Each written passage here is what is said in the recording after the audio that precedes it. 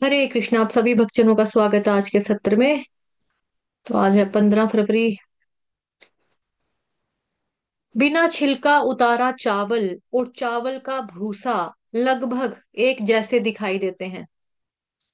जो चावल के अंदर से दाना निकालना जानता है वह बुद्धिमान है, और जो केवल खाली भूसे को पीटता है और सोचता है कि उसे कुछ मिलेगा वह मूर्ख है। इसी प्रकार यदि कोई वेदों के लक्ष्य श्री कृष्ण को प्राप्त किए बिना वेदों का अध्ययन करता है तो वह केवल अपने महत्वपूर्ण समय को गंवा रहा है। डॉक्टर स्टाल को लिखा पत्र 15 फरवरी 1970। जगत गुरु शील प्रभुपाद की जय। अभी हम श्रीमद् भगवद गीता यथारूप करेंगे। श्रीमद् भगवद गीता यथारूप की जय। आज हम करेंगे श्लोक नंबर 21, 8वें अध्याय का श्लोक नंबर 21।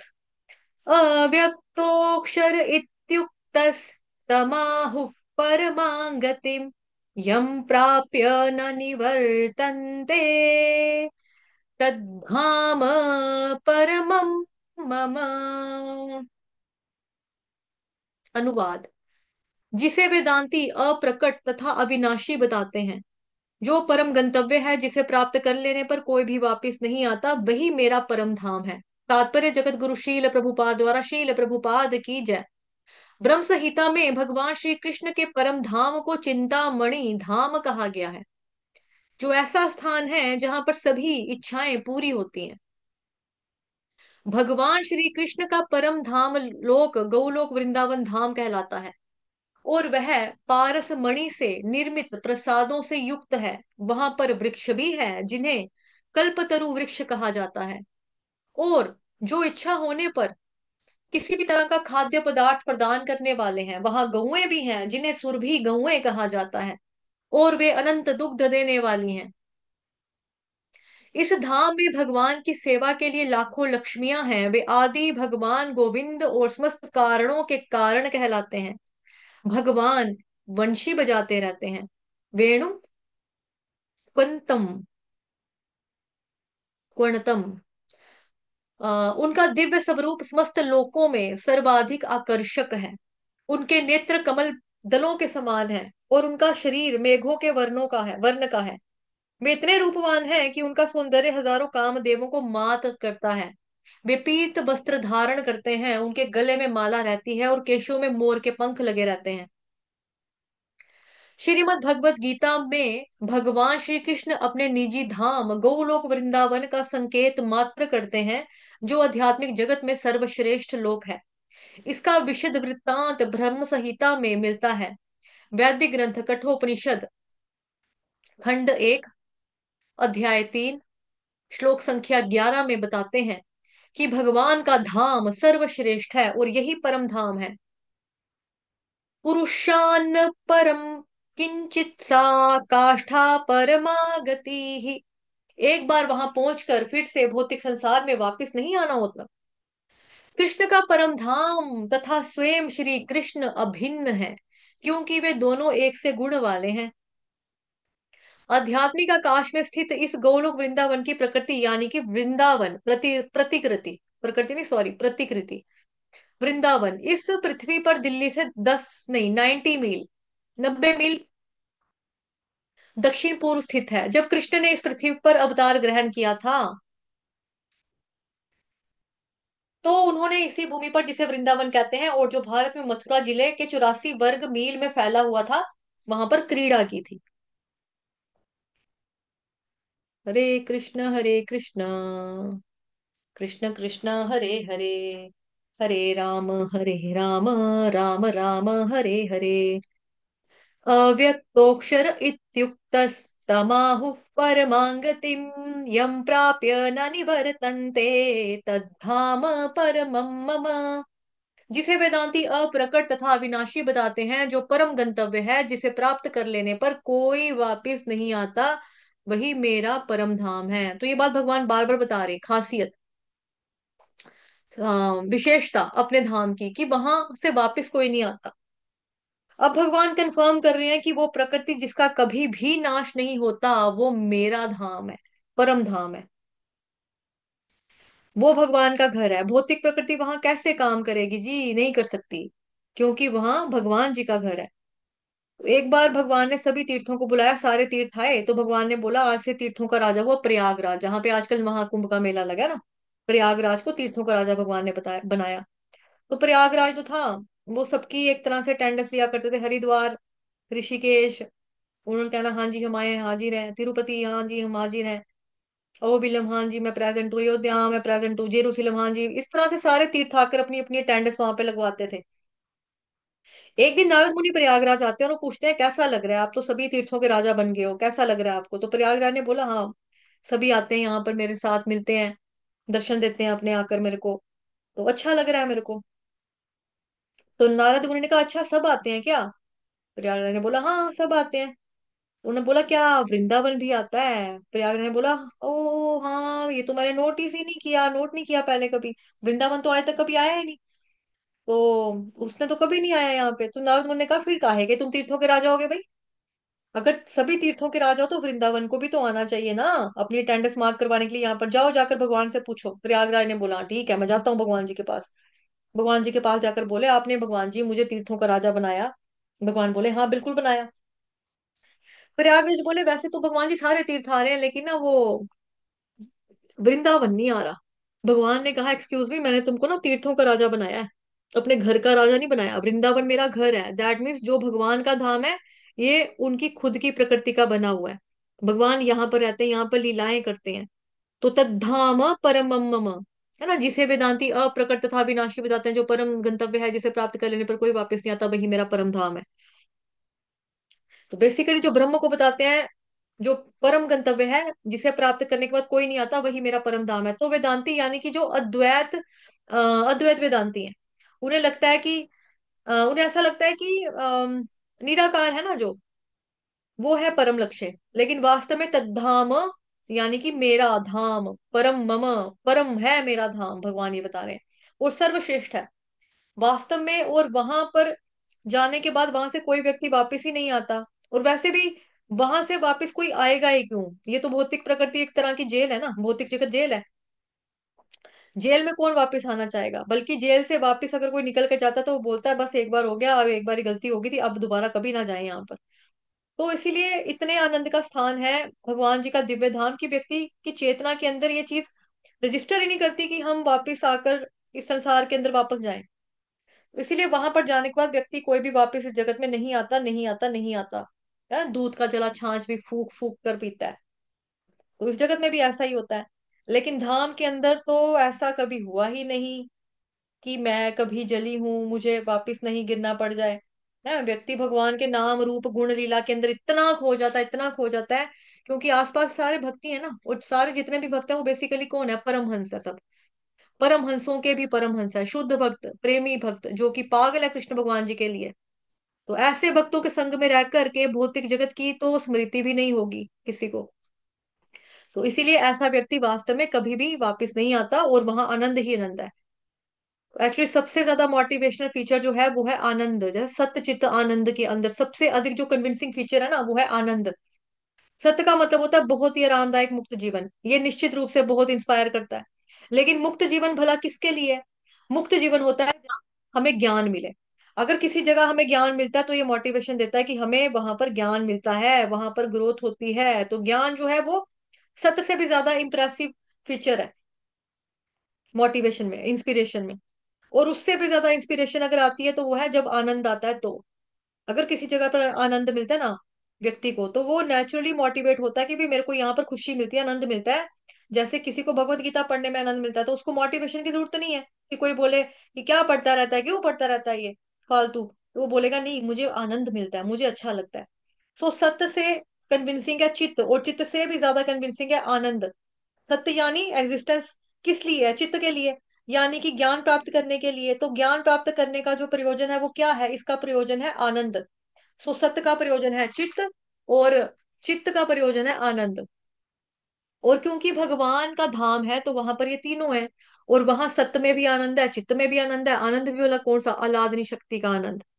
इस आनंद में रहने के बाद कोई व्यक्ति सोचेगा इस जगत के अंदर वापस आ जाऊं? क्यों? कोई भी नहीं सोचेगा।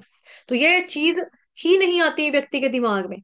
जैसे इस जगत में किसी को होश नहीं है ना कि हम जाएं वापस भगवान के घर में, किसी को होश नहीं है यहाँ पे, उस तरह से भगवान के धाम में भी किसी को होश नहीं है कि हम वापस संसार में गिर गए तो। होश ही नहीं है किसी को, इतनी ज्यादा आनंद की स्थिति है वहां पर। तो इस जगत के अंदर हम कभी अपने स्वरूप में स्थित नहीं होते, इसलिए अलग अलग स्वरूप बदलने पड़ते हैं, कभी मनुष्य का स्वरूप, कभी पशु का, कभी सब, है ना ऐसे। जो मतलब 84 लाख यूनिवर्स में तो कुछ ना कुछ हम बनते रहते हैं। वहां पर हमें अपने आध्यात्मिक स्वरूप में हम स्थित रहते हैं, होते हैं। क्योंकि आध्यात्मिक स्वरूप में स्थित हो चुके हैं, इसीलिए अब वहां से कोई व्यक्ति वापस नहीं आता। तो बेसिकली स्वरूप स्वरूप जो है प्राप्त करने के बाद, यानी कृष्ण प्रेम प्राप्त हो गया, अब उस कृष्ण प्रेम वाले स्वरूप के बाद व्यक्ति अपना स्वरूप छोड़ता ही नहीं है। ऐसा नहीं है कि स्वरूप खिला और फिर बंद हो गया। स्वरूप खिला मतलब स्वरूप अब हो गया, डन।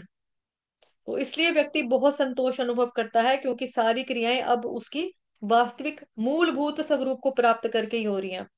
हर चीज का एकदम बराबर समता में आ जाती, क्योंकि उसके स्वभाव स्वरूप के अनुसार सारी क्रियाएं हैं, सोच है, विचार है, आदान प्रदान है, संबंध है, वस्तु है। हर वो चीज जो कि उसके संबंध से संबंधित है, जो कृष्ण के साथ उसका यूनिक संबंध है। तो इसलिए भी व्यक्ति पूरी तरह से कन्विंस हो जाता है कि मुझे यही रहना है और यही मेरा जीवन है। और मतलब ये चीज कितनी कन्विंसिंग है, इवन इस जगत के अंदर जब व्यक्ति रह रहा होता है, इस जगत के अंदर रहते हुए व्यक्ति इतना कन्विंस होता है कि वो जगत में वापस संसार में मुक्ति, मतलब संसार से वापस नहीं जाता। उसको बोलते हैं जीवन मुक्त।